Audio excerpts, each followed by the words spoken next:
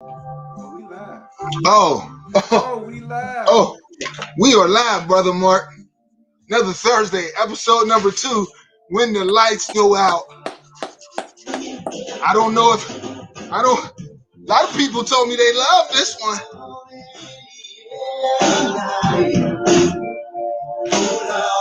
We don't own it, but we just showing love because it used to get us hype. Phil used to give me. I used to go crazy when Phil came on, man. Especially whenever they sang. When that drum line come on. Once you check in, let me know. Please let us know you in the house, you in the building. When the lights go out, Mike Zinger. episode number 2. This will make you. Oh, I'm knocking this stuff over. It's real in here. It's real. It's real, Mark. I can't fit that one, man. I can't fit that, man. It's My head real, too Mark. big, man. I got the old school Ruckers. It don't even fit. I got no ear pads. Oh my God. Yeah. Hey, yo, listen, Woo. man. Listen. Coach Woods, what's up, brother? Principal Woods, Woody High in the building. Man, I couldn't fit my helmet. I couldn't put my helmet on. Flex. Yeah, episode number 2. When the lights go out. What's up, my brother? Ain't nothing, man. Like you said, episode number 2, man. It's a blessing, bro. Blessing, man. I want to first give a shout out to everybody who checked in last week, who tuned into the first show. Everybody knows how big music is when we coming out that tunnel. So a lot of people talked about Phil Collins, and man, my blood's pumping here all over. I threw the old school helmet on, man. Like, what's up, Juice? I see Juice in the building. Juice. You know, yeah, put in the comments, man. You on Facebook, you on YouTube, checking in. We appreciate you, man. Put in the comments. What was your song? Baby? What was your song, man? Oh, my song. Like you already know. We playing this when we came. Phil Collins, Prodigy, man. You never feel my pain. You could never feel my pain. That song right there. Listen, I be in my locker in tears, man. I be in tears. Listen, somebody put up "Bring the Pain" by Pac, and whoo, that one was. I remember Monty Clay used to come out to that, man. His boxing matches, man. Shout out to Monty Clay, Monty Meza Clay. Monty Meza Clay, a legend. That's a legend. We're gonna have him on too, because that's a legend from the 15104, putting it down in the boxing game, man. Indeed. Yes, indeed. So, yeah, listen, everybody. We appreciate you checking in. Put in the comments what your song was. Ron Gilbert back in the house, man. I think. Listen, everybody was different. That was what was dope about this thing, man. Everybody came out to. And back in the day, it was the Walkman and then the disc player. You know what I'm saying? These young folks, they got AirPods and things like that. Now we had to walk around with the wire and everything, tape popping. So we go to Radio Shack. Remember we used to go to Radio Shack and get the $40 headphones? Yes. Shout out to Dub, because Dub was a tech genius and he used to rig the Walkman and it goes super loud, man. So yeah, man. Shout out to everybody checking in, man. We appreciate you. Dion, you know what it is, Juice, man. Who got some gangster by Snoop? Yes. Silky Smooth, yes. Smooth Nelson. Silky Nelson was a bad boy. Yep. Shout out to Silky for sure. Yes. Listen, without further ado, man. This one right here. Like we said, this show was meant to educate, laugh, learn, so we could keep just moving this thing forward and be better as people. And sports can do that, because sports bring together everybody from all walks of life, man. Everybody checking in. We're not from the same place, anything, but sometimes, sports bring us together and it can solve a lot of issues, man. So that's what we plan on doing when the lights go out. Just being a bridge, to build to other people, being a source of knowledge, being a resource for people. That's what this is about. So with no further ado, man, we got a special guest for everybody. This person right here, man. Woo. like there's people who have come from where we come from, and you know this show won't always be about Woodland Hills and 15104, but when you start off, you got to start off at your home. At home. Yeah. Right. So we're gonna start at home with this because everybody knows Coach Novak, George Novak.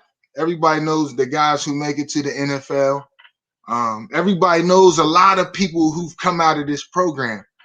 But there's one person that is pretty much common between all of us that was connected to this school. And I mean, he was the backbone. And I told him that he didn't really like to accept the flowers, but he was got to give it to him. He was the gasoline to the vehicle. He was the wheels to the vehicle.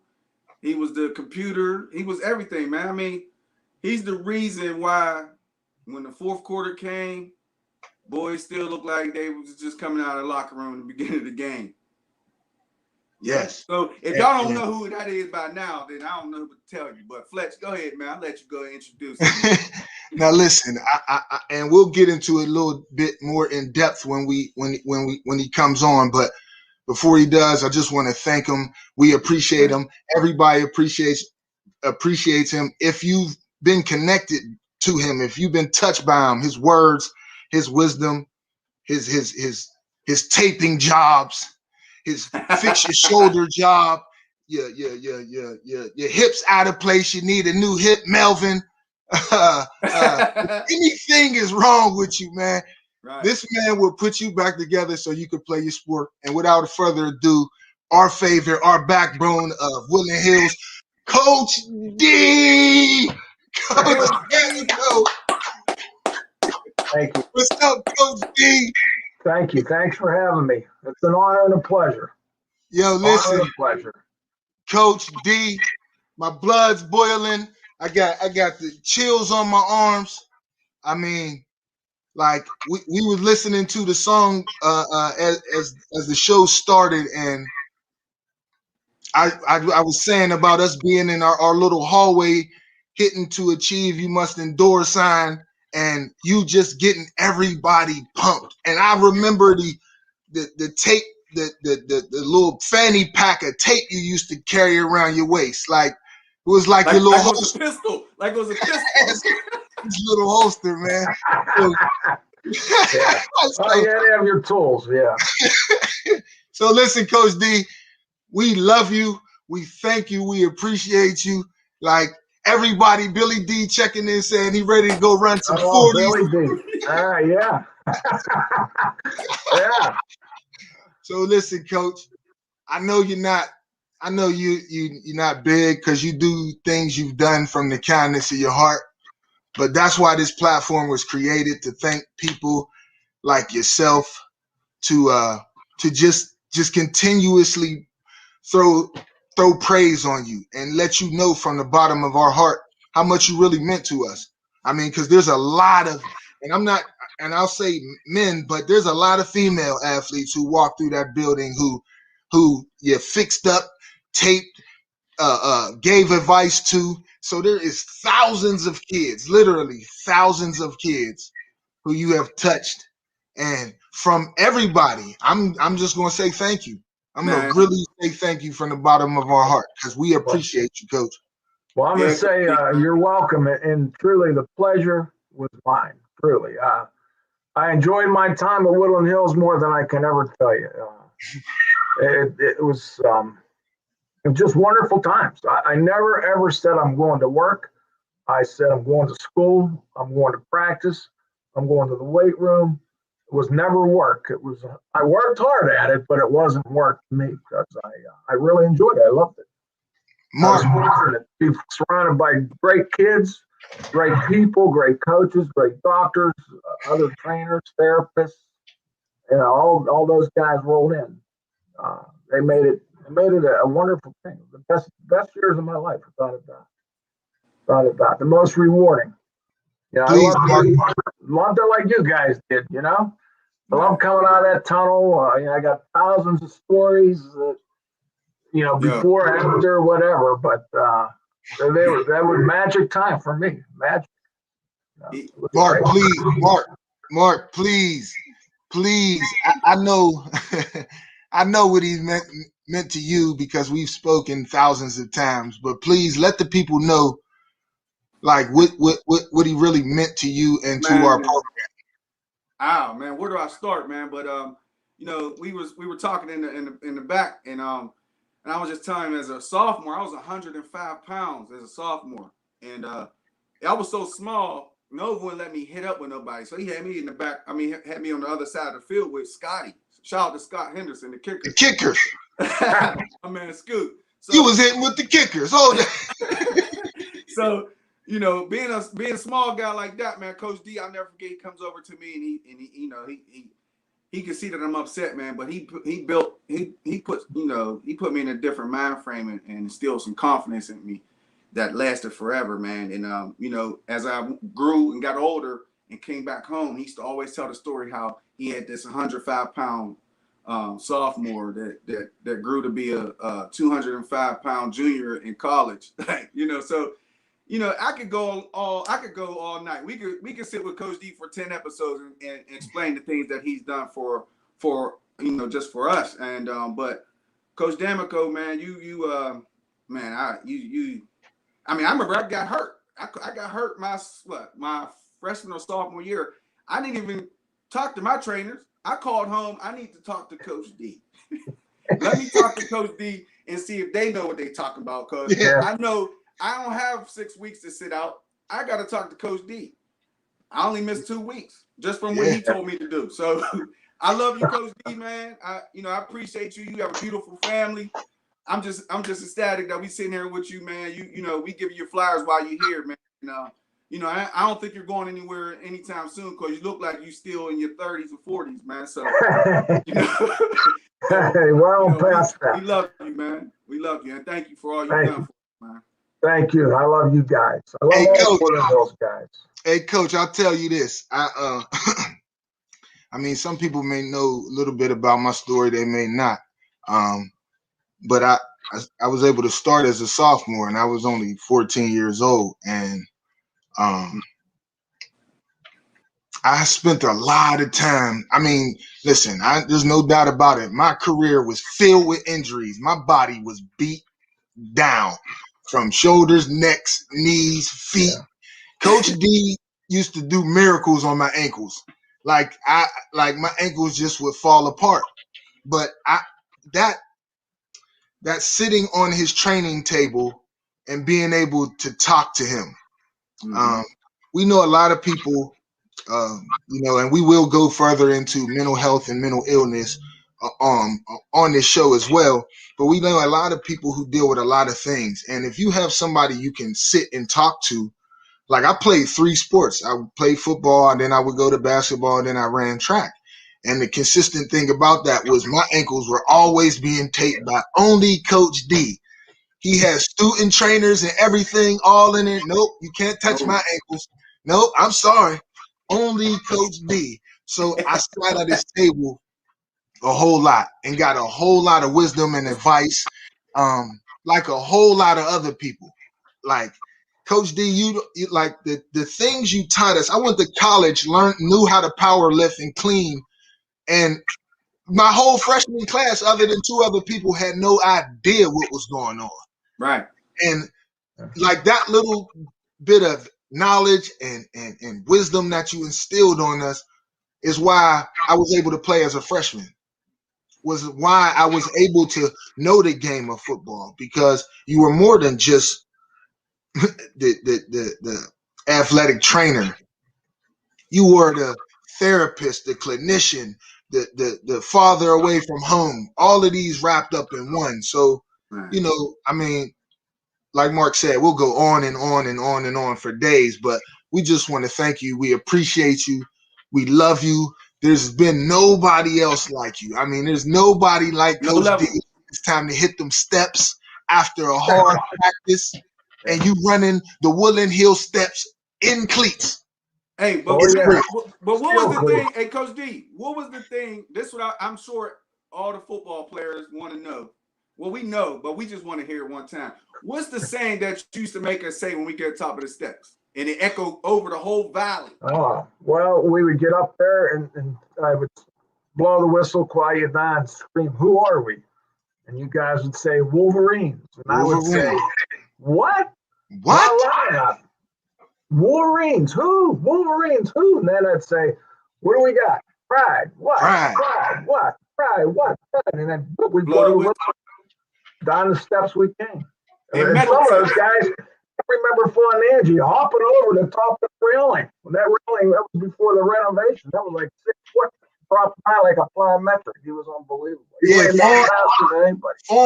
Listen, he's the legend of the steps. I don't know who else is at Woodland Hills, but he's the legend of the steps. The hard metal cleats, full speed, and jump over the fence like all the time. Like he did. Listen, and what people don't get, what people may not realize and hear and understand is we're in the valley. Yeah. So that voice, that 100 and sometimes, and when y'all first started Woodland Hills program, that 200 people, you know, on one football team screaming, "We are Wolverine," like that echoes. Intimidating. Yeah, through the valley. And then we have the worst looking field in America. So, you know, they got nice and pretty now, and they got cute. Maybe we should go back to how it was, because then you might want to work for something. Maybe we should rip up all that pretty stuff they got, take out the lights, go back to how it was, man. Listen, he used to have the bucket. Remember the bucket with the dirt? Oh, yeah. I'll never forget. We go up to Fletcher, it was your senior year. We go up to Erie, and we on their turf field. Erie Cathedral or Erie Central, somebody. Yeah. Right. We on that field, they got turf. And he's like, secretly, he's like, "I'm not taking the bucket outside because they got turf. We're going to keep the bucket in the locker room. Everybody get a handful of dirt and sprinkle it over their field so we feel like we at home." Sure enough, you know, we did, and it was all over. that was Coach Sampson's idea. Wow. He said, "We never lose at home." And we weren't winning that year. We weren't winning on the road. So let's take our field with us. I thought it was a great idea. And then Mate, he'd walk around that Friday before with the bucket. Everybody pulled out. And if you didn't put grass in the bucket, you weren't allowed to take it out. And that worked. Yeah. You know, it was a great thing. That's the story people might not believe. But we made the opponent's field our field. And it worked for us. It was a great thing. It worked that year. Yeah, you know, that year was probably program altering for us. Oh yeah. And you know, we see the results of '96 team winning a championship, but it started, I think, probably a couple years before that, when we were in 9th grade and we went undefeated, and Coach seen something in a bunch of players who were on that team. And there were still some guys who were still playing midget ball, like Medee, because he was the quarterback. Because at the time, Coach Nova was like, "Yeah, you're going to be a quarterback, Delrico." No, I'm not. Yeah, I remember that, yeah.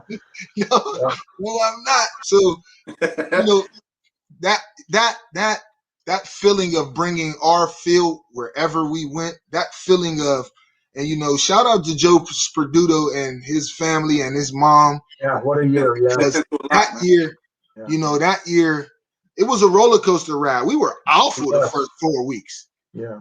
And, you know, we played North Allegheny, and, you know, a lot of people may or may not know the story, but Joe's mom passed away. Right. And Joe Lafferty bought us all wristbands. Right. And for some reason, Joe's mom, she took us on a ride, because after that, I mean, she was with us. The community was with us. You know, the weather wasn't with us that year. Not at all.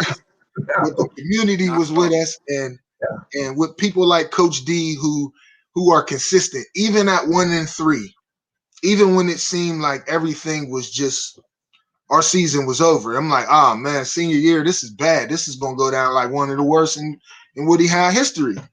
And we stuck together with, you know, with the coaching of people like Coach D, Coach Nove, people like that, and you know, it is what it is. We end up winning the chip, a WPIL championship. And I mean, to hear some of the things you said behind the scenes about how it made you feel, can you explain a little bit about that? How it made me feel. Yeah, like just going through that process, the starting of Woodland Hills really turning it around and getting on the road that we did. Well, you know, we knew we had some outstanding athletes on that team, and you know, things just weren't clicking. And you know, Coach Novak doesn't give up. He never gives up. And so we'll get back to the drawing board. You know, keep doing what we do. And you know, my end of it was to keep strong, stay in shape, never let you give up in that fourth quarter, knowing that sometime it's going to pay off. Or, you know, my theory is hard work will pay off someplace, sometime. Maybe not always where you want it, but it's going to pay off. And that year it did. We just kept hammering away. And the first the loss at Newcastle, I remember that was another lousy night. We lost up there, and I can remember coming home and talking with Coach Neff and Coach Sampson. What are we going to do here? We can't give up on these guys. They're too good. And you know, the next week we play Seneca Valley maybe, and I think it was a home game. We come back, we beat 25-0 sticks in my mind. I don't know if you're right, but from that time on, we started to build some momentum back. And the turning point was obviously when NA came down, and we played them at horrible Friday night in that rain. But what a game! What a football game! Never forget that game. Was NFL Films there that night? I think NFL Films were there that night. They might have been. I don't know for sure, but D and McMahon. You know, right. That's right, because they were both highly recruited quarterbacks. Yep. And, shout out to Mike. I'll be remiss. That's my college teammate, so I got to shout out Mike McMahon. Hey, they were a good football team. Yes, they were, but they lost. They lost twice. They did. Twice. They were scary. They were scary to me. The way they could hide that football. McMahon could hide that football. You always were guessing who had the ball.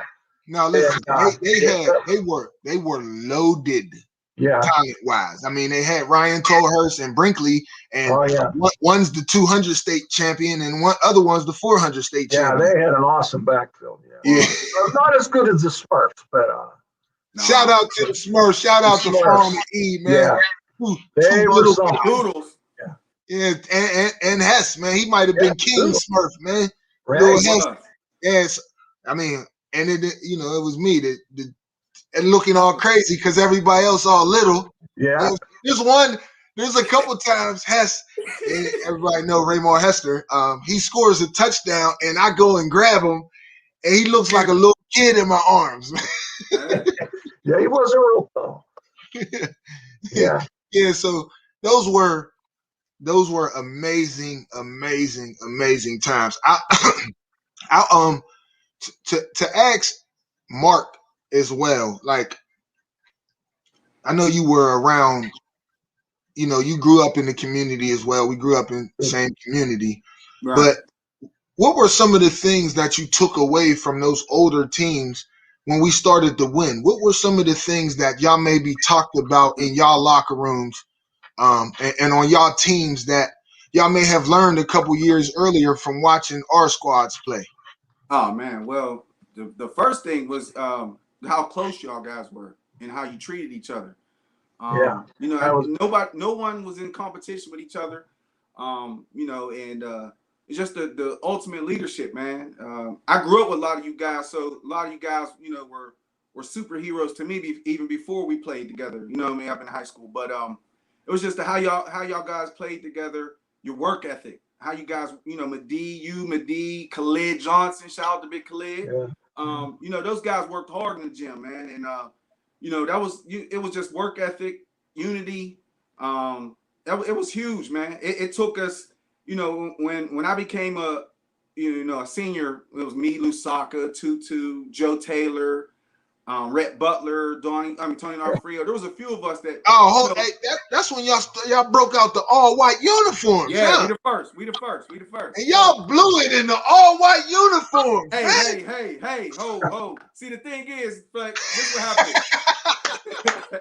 No, we to be honest, I think we went far, we went further than we did, but Tutu and Lusaka being hurt in the semifinals, we had Reese Walker step up, Jason Russell step up, Curtis Hall. There was a few guys, youngsters that Raphael Smith that stepped up. You missing Lusaka and Tutu. That's a big punch, man. That's a 1-2 punch that you just. It's hard to come back after that, man. We gave Newcastle all we had, man, but we just came up short. Yeah, that was when we lost 2-2. That was against Norwin in the first playoff. We lost 2-2. We lost he 2-2 went versus down. I Norwin. remember going on the Franklin Regional. Yeah, we went out on the field. Tutu's down. He's got a grade 2 MCL. Take him to the sideline, and Joe Shaffo, who I owe tons of thanks to, him and Dr. Horner, tons of thanks to for the medical end of what we did. He was great. I said, Joe, take him, put him in the tank. If you guys remember the tank, it's still down there. Put him in the tank, and Dr. Horner says 3 weeks. And I said, Coach, if we get to the championship game, Tutu's back. And Tutu did everything we told him. He did everything. He tried. Yeah. He couldn't play. We had him dressed, but there's no way we could put him on the field. It would have been right. It just would have been unethical. But the next weekend, he played basketball, and I knew he'd be ready. And he did play hoops in one of the high school, preseason games up there. But that hurt us. Yeah, Lou and Tu, they were great players, great guys, and just wonderful guys, good guys. Shout out to William Ferguson, Tutu, shout out to Lusaka Polite. Yeah. 2 of the greats, man. Shout out to 2 of the greats, man. They were. They're my favorite guys. You got thousands and thousands and thousands of stories in your bag.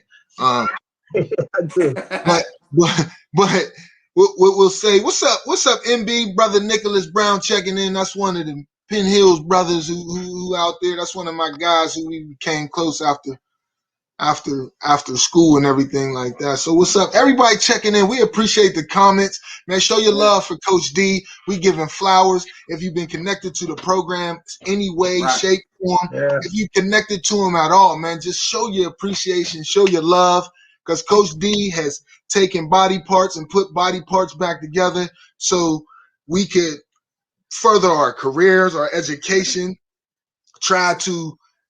a lot of us was to try to get out of the situations we were in. Right. I mean, 15104 were a lot of kids who played football for Woodland Hills, and where I'm from, it's not the best place to be, man. I mean, we got a lot of pride in where we come from, but it's a place you want to say, I made it out of there. You know what I'm saying? I made it from there. And we just want to thank you and thank you and thank you. So if you out there and he's made you better, he's helped you, put in the comments, let it be known.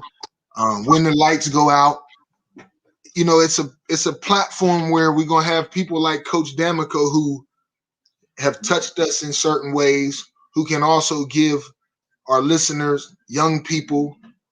I came from a single parent home, single parent out there who may not have all the answers. You may be able to get some of the answers on this show. Because when you go on some of these visits and things like that, if you don't have somebody like a Coach D, Coach Novak, for me, Coach Larry Whitehurst was real instrumental to me.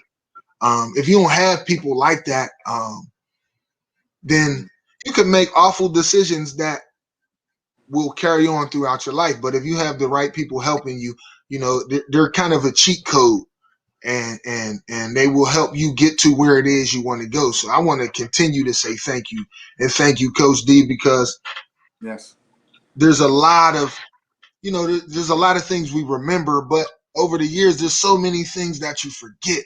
And I know there's millions of things that you've done for us, for me, myself, Mark. I was just on the phone with Melvin Cobbs, and he was telling a story about how you put his hip back together.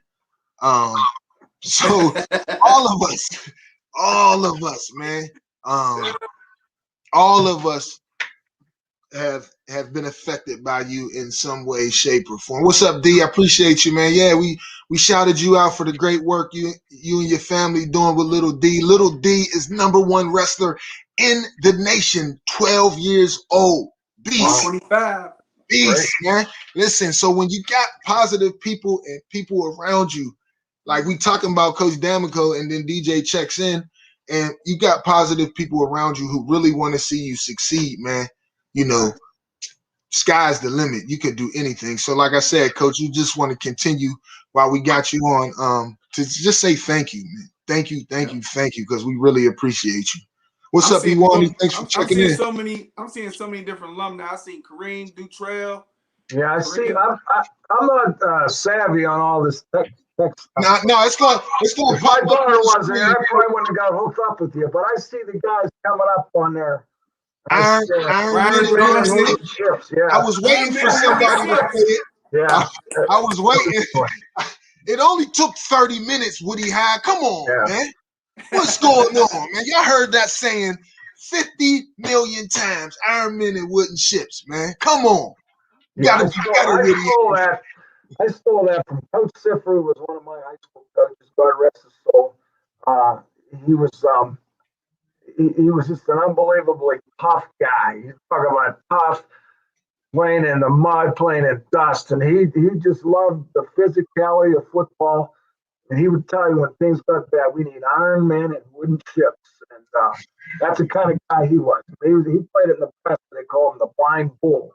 He was tough as nails in the old days. But I steal a lot of stuff from other guys. So whatever you say to me, go ahead, because I took it from somebody else too. One of his. He used to tell cats. Now I'll never forget this either, Coach D. Someone would come up with an injury, and we already knew that it was a small injury. You would just say, "Oh, blow some snot on it." Blow some snot on it. Yeah, that was another Coach Siffer one. And they actually blow literally some snot on it, man. Get out there, man. Get in their stances and blow snot on the guy's hand to make him jump off sides. But that was this thing is tough when I blow snot on it. Wow. Unbelievable stories. Unbelievable. We got the backbone with us. Every program needs a backbone. I got the Rutgers, and I had a really good conditioning coach when I first got there. But my last year, Jay Butler is who they have now, and they brought back with Coach Shiano. And he was an amazing strength and conditioning coach. Somebody who reminded me of you, Coach D, who motivated you, who was consistent, who showed you that he cared. Like, amazing people. So shout out to Coach Butler at Rutgers, because he was cut from that same cloth. You can do it. There was no excuses, man. We out here to get better. We out here to put in the work. And I told you the story throughout the week when we spoke about looking up at the wall in the weight room and seeing everybody's names on the wall and wanting to have my name on the wall. Like, wow. I didn't care about outside teams or nothing. I just wanted to be good where I was from. I wanted to be the best Wolverine. So I seen Jeff Cobb, Melvin Cobbs. I seen Terrell Greens. I seen Gerald Thompson. I seen Kelvin Brooks. I seen all these names up on the wall for people who were letter winners and lifting weight winners. And all. I'm like, man, I got to get on this wall. Yeah. And slowly but surely, like I said, I was 14 when I started as a sophomore. And I mean, I was sticks and bones. And Coach D slowly but surely put some weight on me, got me strong. And I know there's plenty of stories like myself. You came and you met Coach D and you were scrawny and skinny. And by the time you left Woodland Hills program, you had little muscles. You could flex a little bit, you know. Hey. You could power clean. You could snatch. You could. Listen, he had Coach D. We got to college. Me, Maurice, Charles Cannon, Raphael, Rob Carey. We all got to got the lock haven, and we in the weight room, we all started power cleaning, and we get our feet off the ground and do the stomp. So they called it the Woodland Hill Stomp, and they still have that going on at the school now. So it's, I mean, you took it to another level, man. You took it to another level. Wow, that's a whole college you took. See, that's the building of the bridges, man. That's wow. Well, you know what? I learned. I became a certified strength coach, and I knew this guy. I met this guy way back when I was in college at the Y in Wilmerding. It was burned down, but his name George Panzak. And George was doing these crazy lifts, cleans and snatches. I had no idea what he was doing. Everybody's benching and curling. And once we started Woodland Hills, I wanted to get into that. I started watching tapes and things. And lo and behold, he called me and he said he wanted to come up and give us a hand. So there's a shot for George, that he got me into it. And I studied up more and more and more. You know, I learned to do it myself. I taught Coach Donofrio how to do it. He mimicked my words. He was a great help in the weight room. But and I've heard other stories, guys going to college, kids not knowing how to do cleans or snatches, and they come back and say, "Hey, we're teaching you guys how to do stuff." And that was, it made me feel great. But I learned from somebody else as well. So that's what you're doing, passing it on. That's what coaching is. What you guys are trying to do, pass it on, pass the good stuff on. Wow, so move forward in our lives. That's what this is about. We trying to build bridges. We trying to teach each other and learn from each other. Like, so, this is a sports platform, and there's always a lot of things going on in sports, Coach. But like, if there was a young player right now in the family and that kind of thing, because I'll give you a little story to ask the question. When I was a freshman, I tore ligaments in my foot. And then the ankle feet problem I always had forever. And I could just remember that feeling of being in that hospital room, and it's dark and it's cold, and I'm all the way at Rutgers. I'm away from my family. I'm away from my teammates, and really being hurt for the first time. Like, what kind of advice would you give a young person, or even somebody who's in college who's dealing with an injury? And because we've seen and we've heard depression, anxiety, and those things come from being injured and not being able to perform at the highest level. You put all this into it and you can't play and perform. So what kind of advice would you give a young person who's hurt, who's injured, and they're dealing with that? How would you help them get through that?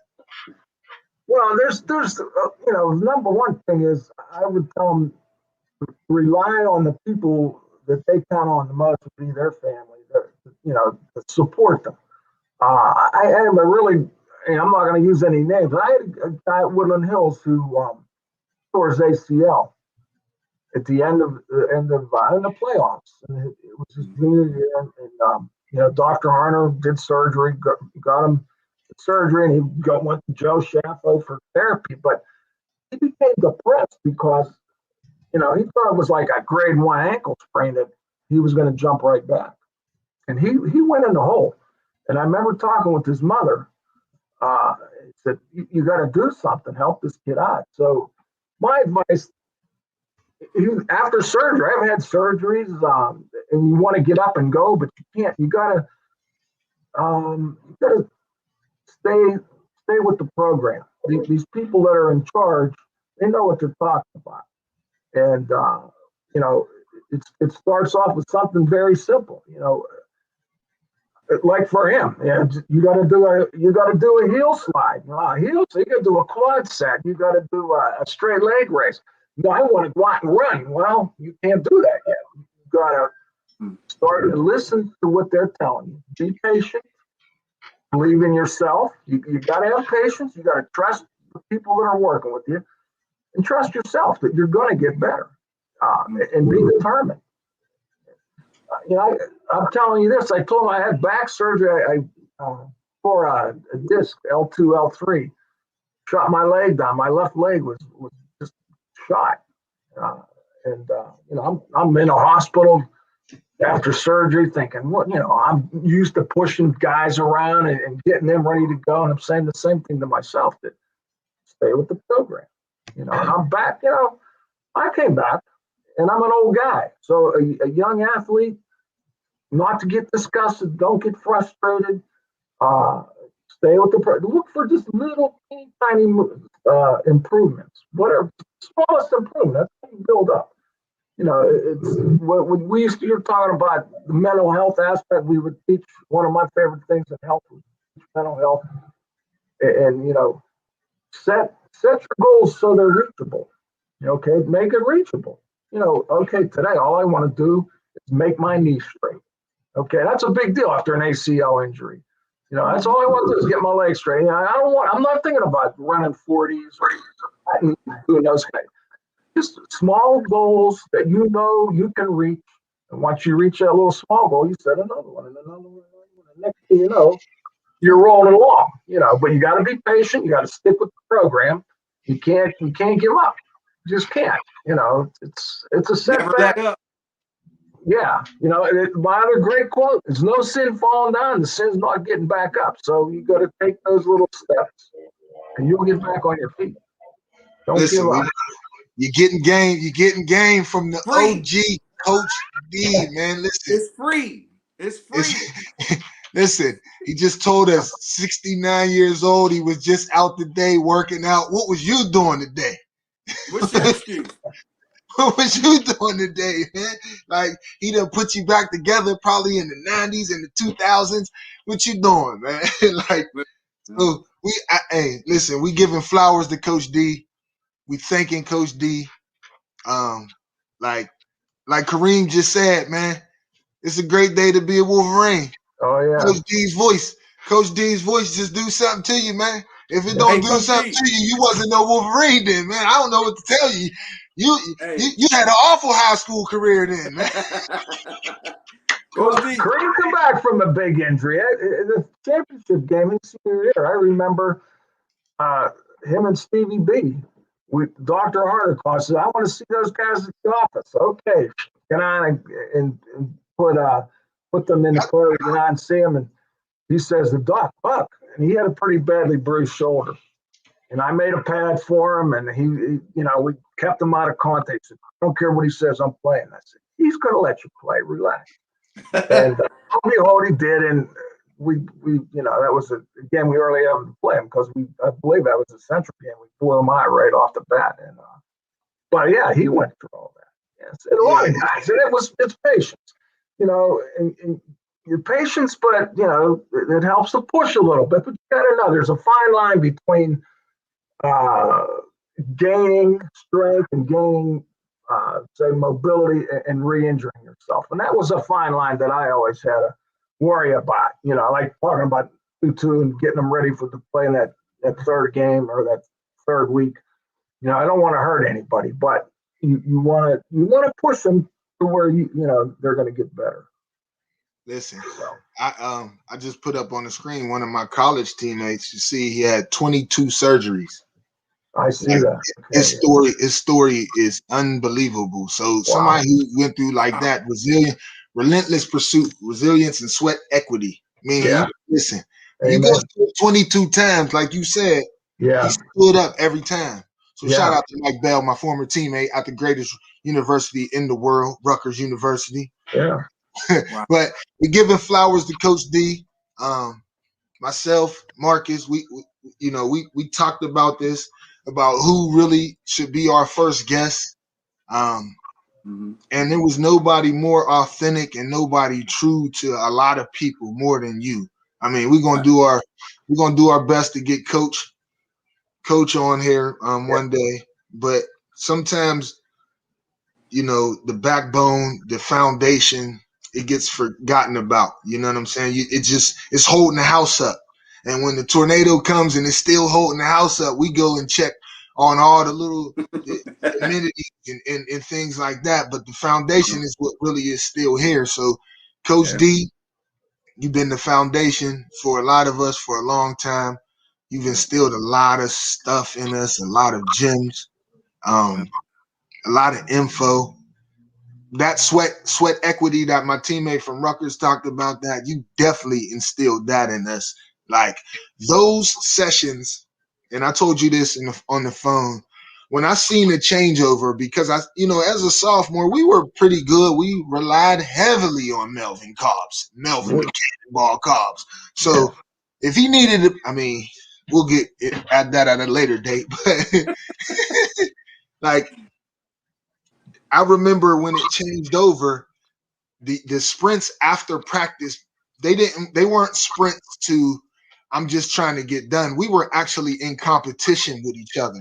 Like I could remember racing and looking over at my teammates to see, and this is after a 2.5 hour practice. Long practice. We had long practices. Yeah.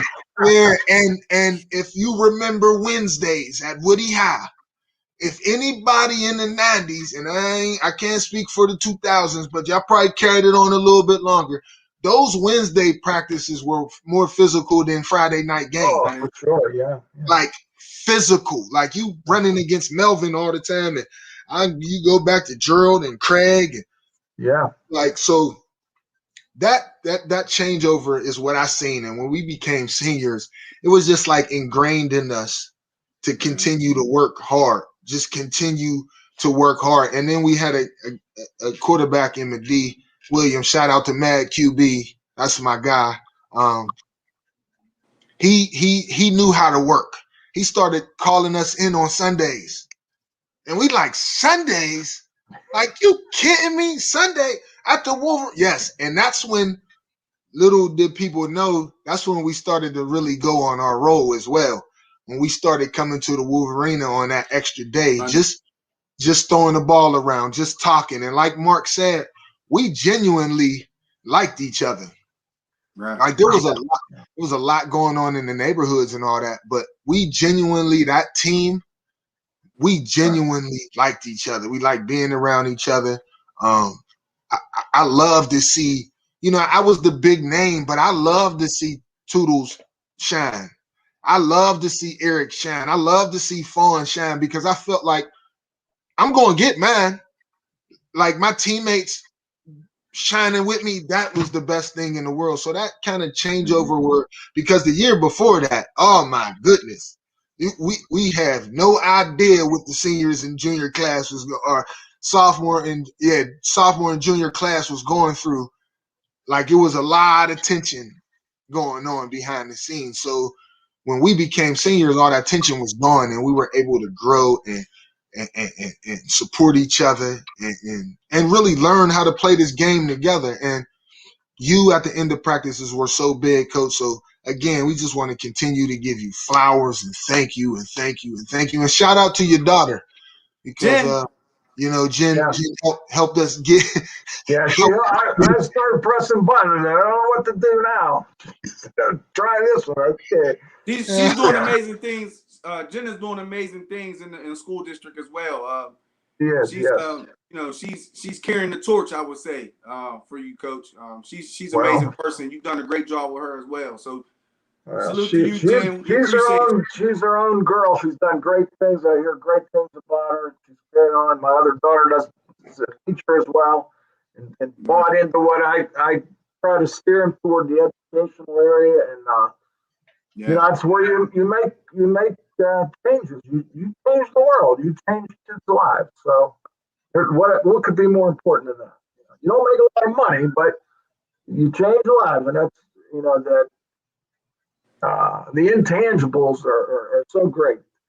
So just to talk with you guys, and I'm watching that same guy showing up here, and it's emotional. It's wonderful that to be a part of it. And I wasn't just like with you guys 2 or 3 years. I was there 31 years.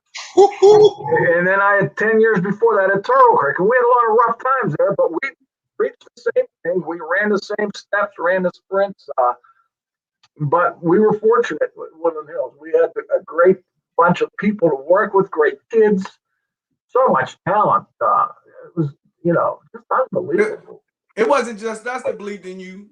Our parents believed in you too. That's the thing. I'm going to tell you, we had man. We My had dad a loves Coach D. wonderful relationship with Woodland Hills, I think, with the football program. I coached softball too, so I met a lot of wonderful parents through the softball program, and it was a big family. And I don't know if people know that. I wish that we could bring that kind of stuff back. And Woodland Hills is a very special place. There always negative connotations, but it was a great place to work. My kids went to school. I was talking with the mayor of Churchill just this past week, and his son and his kids went there, and his oldest son, I think it is his oldest son, has a PhD. I said, hey, where did he get his education in the beginning? Woodland Hills. So, it's a great place. You guys and the guys I work with were phenomenal people. I told you they were the best years of my life. I miss some of those Friday nights coming out of that tunnel with the butterflies, and I remember saying to kids, "This is going to be a good game. Don't get hurt, so I can watch it." Because once I thought started, oh, he's not. Oh, I wanted to watch this game. Come on. But I was.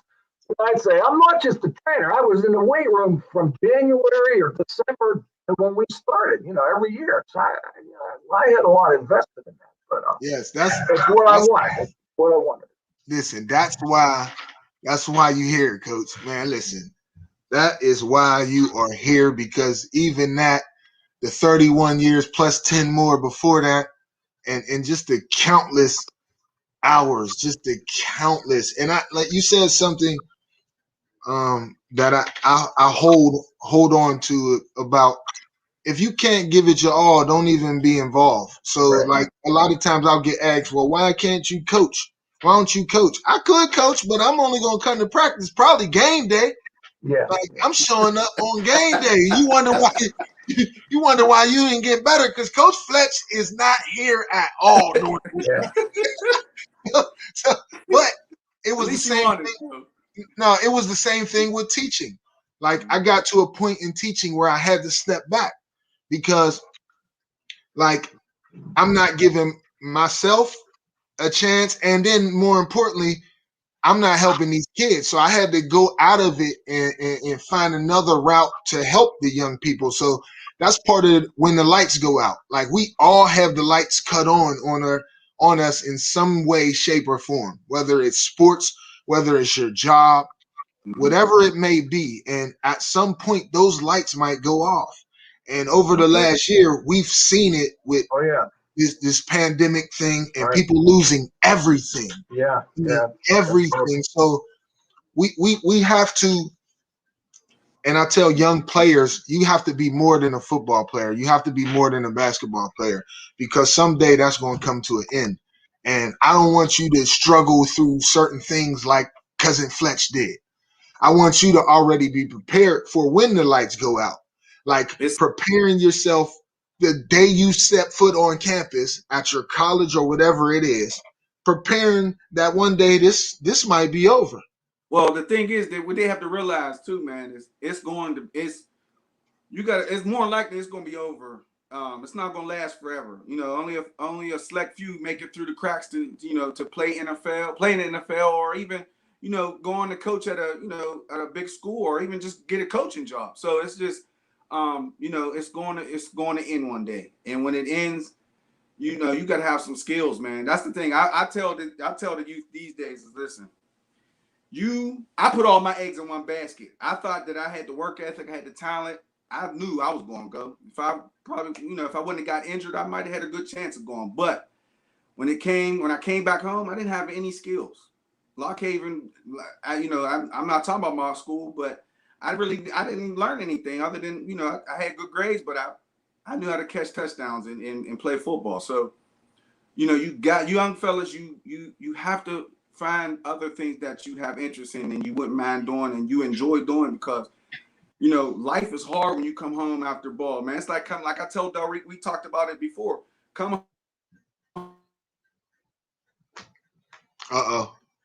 think my guy he's having a little internet troubles. Here we go. There you go, my brother. You right back.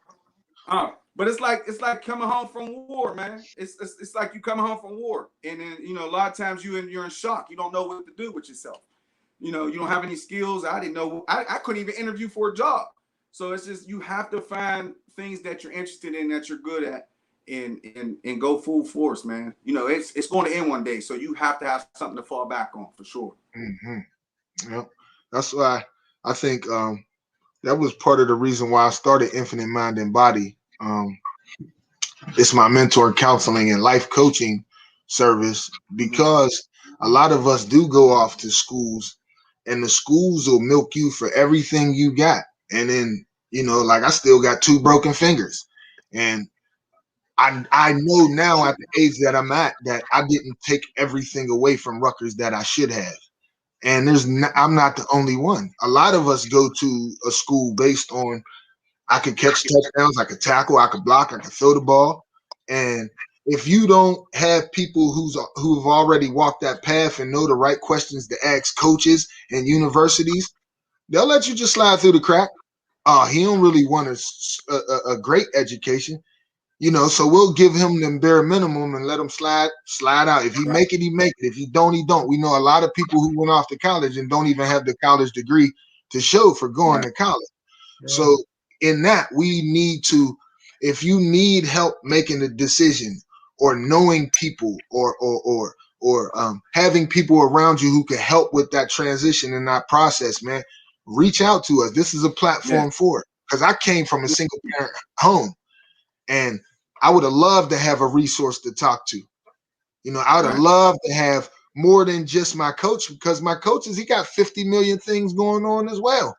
But somebody who who's walked it before me. And that's what I try to be, a bridge. Like Coach D said, he gave us game from a coach way before our time.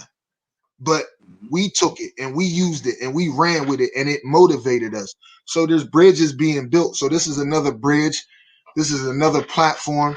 This is another outlet for us to build together, to learn from each other, to network, to connect with each other. Coach D is here, and the first thing he said is, if it will help you, I'll do whatever, Fletch. Yeah. So that means something to me. Like, that means that I wasn't as bad of a person as a young person as I may have thought. No, but those bridges, they're invaluable, man. So anybody who's hearing the voice, who's heard anything that Coach D said or Marcus said, take it to heart, man. Enjoy the sport, enjoy the journey, take everything you can from the sport, especially football. Football is way too violent just to say I'm just playing. If you lucky enough to be somebody who earned a scholarship, I don't care if it's the smallest university, you get everything you can from that school. Everything. Right. Know who you are. Like Coach D said, he picked a career where he didn't feel like he worked a day in his life. He came, and when I go to practice, I go to school. That's where we need to be. A lot of us are picking careers. I say, I want to be a doctor, but you don't have the mental capability to handle everything that comes with being a doctor. So we may have to reevaluate this. Right. It's work ethic, man. It starts with work, man. It ends with work. That's what people fail to realize. It starts with work and ends with work. Yeah.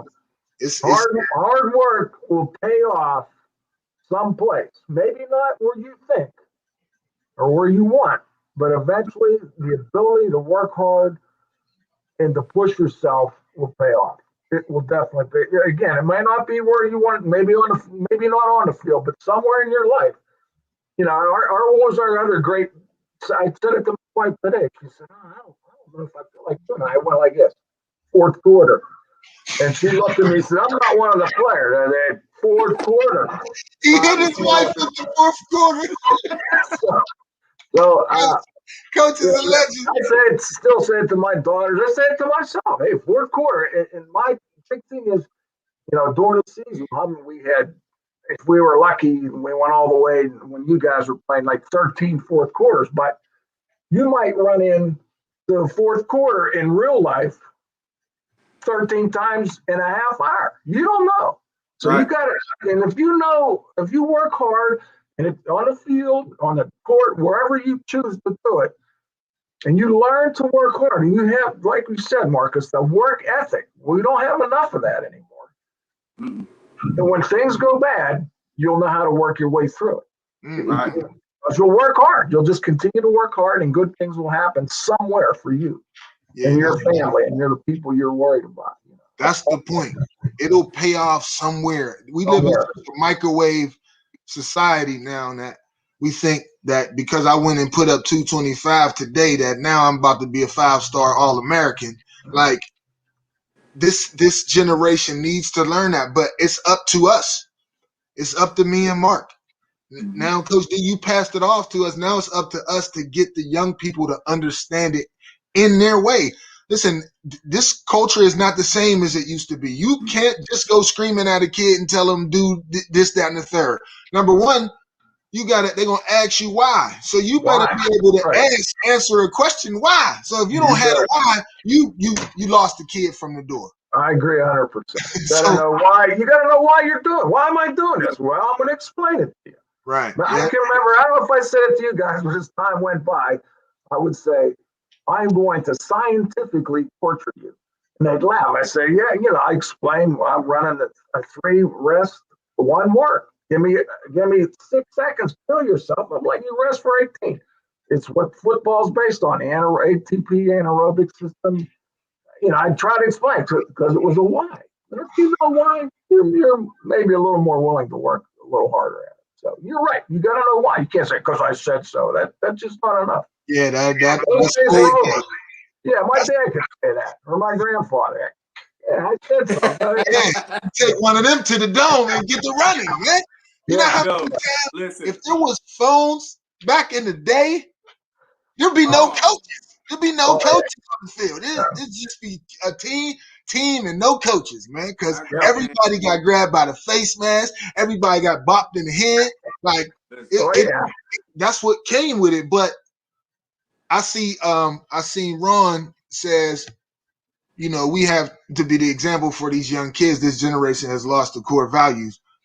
Listen, then if we could say that, which may be true, then it's our fault, Ron. Well, yeah. Well, this generation has a sense of entitlement. They have a big sense of entitlement, man, and they're spoiled. With the social media from. It's bad, man.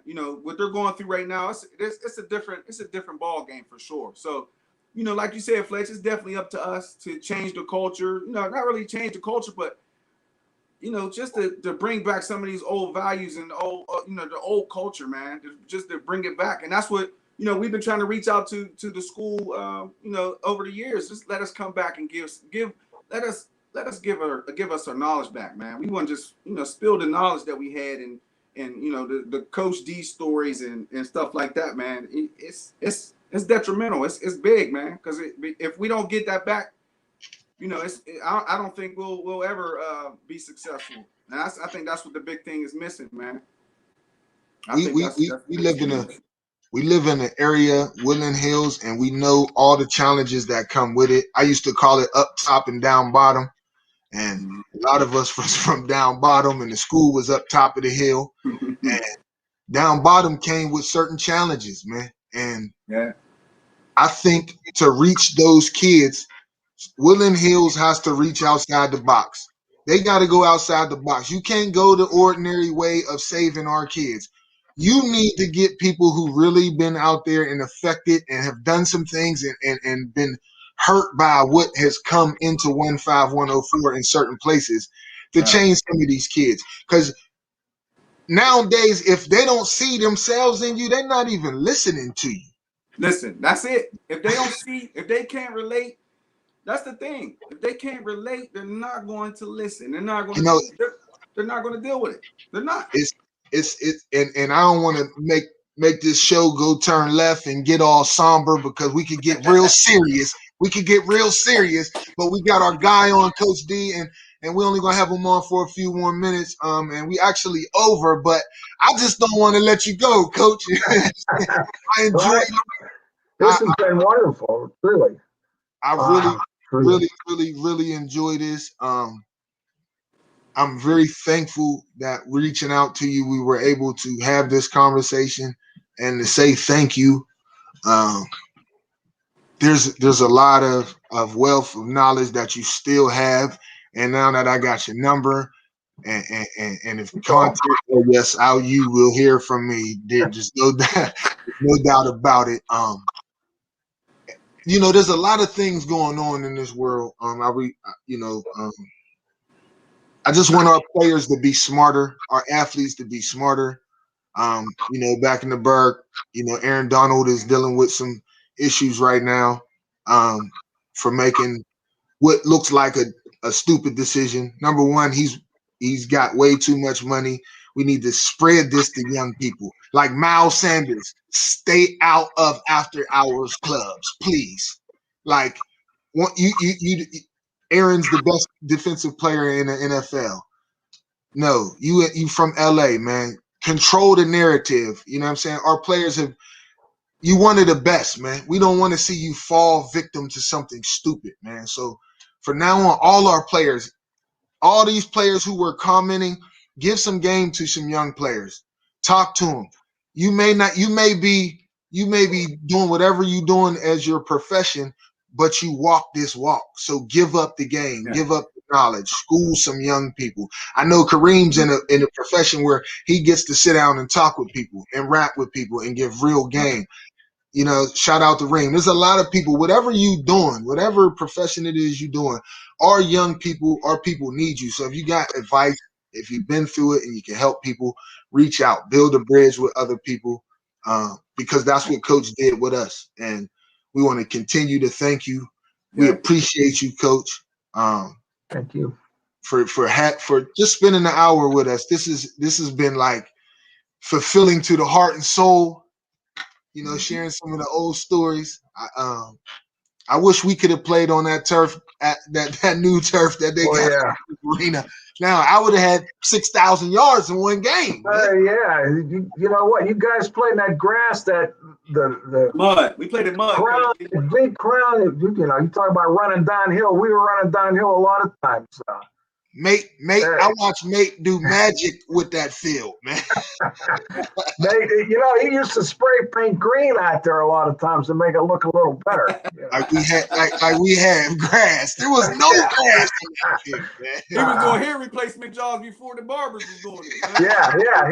He knew how to do that stuff. Well, he was a barber. He's actually a barber, mate. He was. So he was giving the Wolverine a line. Yeah. Mate's a legend. He is a legend. There's a legend there. You talk about a guy who worked hard. He was a fanatic. He did. Yes, he was a hard worker, man. He was all in too, man. And he was. Shout out to everybody, man. All the coaches who've coached at Woody High, all the players who've played there, all the people who touched. Thanks, Mike Bell, for checking in. He talked about Dr. Hickman. Like, the Wolverines are everywhere, man. Right. North Allegheny out the Wolverine Coach Miller. Coach Miller. Coach Miller. That's like an uncle to me, man, and the coach. So shout out to Coach Miller. Thank you to everybody. And again, Coach D, I just want to thank you very, very much, because what you've done for all of us, we're indebted to you forever. So once again, shout out to all the Woodland Hills fans, all my guys who checked in from Rutgers, all over. We appreciate you very much. Coach D, Marcus, Berkeley, we thank y'all for another episode of When the Lights Go Out. We'll see you every Thursday at 8 p.m. We will be reaching out to a few other people to make this a community thing. This is our thing. We're going to learn from each other, build with each other, and continue to just be better. Because that's what we need right now. There's some craziness going on in the world. Rest in peace to the brother Dante Wright, who was shot and killed by the police. Like, certain things have to stop. And like I said, in sports, brings together all cultures, all backgrounds. If you could play, you know what I'm saying, and you got some work ethic and you want to work hard, you could get on the team. So, and then we learn about you and we don't judge you. Like, that's what this world needs. We need a little bit more compassion and understanding and sympathy. Like, we shouldn't be losing brothers to a car stop. Like, this should not be happening. Like, it's out of hand. But because of people like Coach D, because of people like Marcus, because of platforms like this, we're going to continue to build, and we're going to change it ourselves then. If they don't want to do it, we're going to do it. We're going to do it. We're going to do it through sports the right way. So everybody, thank you very much for the comments. We're on YouTube at Make Results, Not Excuses. Facebook, Delrico Fletcher. Facebook, Marcus Berkeley. Facebook, Infinite Mind and Body, Chocolate Crown Podcast. Thursdays, 8 p.m. when the lights go out. Check us out. That's it. Coach, we love you. Thank you. Thank you. Love y'all, man. We love everybody. Love all y'all. Coach, listen, love you, man. As we go out, we're going to play it again. You know what you used to listen to? Come through that tunnel. Have you ready? Do I got to put the helmet back on? I'll put the helmet back on. Hold on. In the show. Let's go. Let's go. It's crazy, man. See what concussions do? Yeah. He needs Coach Carter after his hit on the head. That's them concussions, man.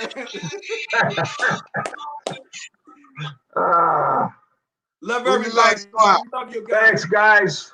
Pleasure. My pleasure. Thank you. Thank you, Coach D. Love you forever, Coach D. Love you, man. Guys, thank you so much. Thank you. From the bottom of my heart. Thank you.